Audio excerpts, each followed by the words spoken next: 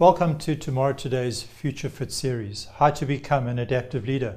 We've designed a 30-part series that is aimed at helping you lead through continuous change, to lead in a world that is volatile, uncertain, complex, and ambiguous, to meet the challenges that you're going to face. The series is designed over 30 parts that are very short and brief. There's a head component in which we talk about the theory or the principle that is important in the adaptive leadership process. And then each session is added to by a hand part, a practical thing, something you can do to practice becoming an adaptive leader. What we'd like to suggest at the outset as you go through the series is that you keep a reflective journal. You keep note of what is happening, what you're working with, what you're struggling with, what have been some wins. Because further down in the process, we're going to ask you to take out that journal and do some reflection. Reflection is a very necessary part of the leadership process. So welcome to Future Fit, Becoming an Adaptive Leader. We hope that as you go through the series, it will equip you to be not just a good leader, but a great leader in the context of the future.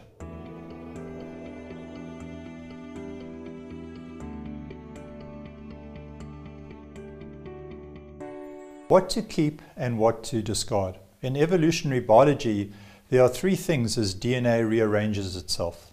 A DNA evolutionary process looks at what to keep, what to discard, and what to rearrange. You might have heard futurists talk about a VUCA world. VUCA is an acronym that stands for a world that is volatile, uncertain, complex, and ambiguous. And whether we like it or not, as a leader, you are needing to negotiate and navigate this VUCA world. And what we'd like to suggest is that as you consider the future, there will be things from the past that you need to discard. There will be things that you need to keep, and there will be things that you need to rearrange. And deciding and deciphering what those things are will go a long way to determine what you put on your leadership shelf in order to cope with the challenges of tomorrow. What I'd like to suggest you do is you make a list of 3 things that you want to keep from your past leadership practice, things that have been helpful, things that you know will be helpful going forward. Then to make a list of 3 things that you need to discard. This will probably be a little bit harder and a little bit more tricky, but there will be things that you need to discard from your leadership practice. What are those? And then finally, what 3 things could be rearranged or rethought or redone? Having made a list of the 3 things that you want to keep, discard, or rearrange, go and discuss it with somebody that you trust.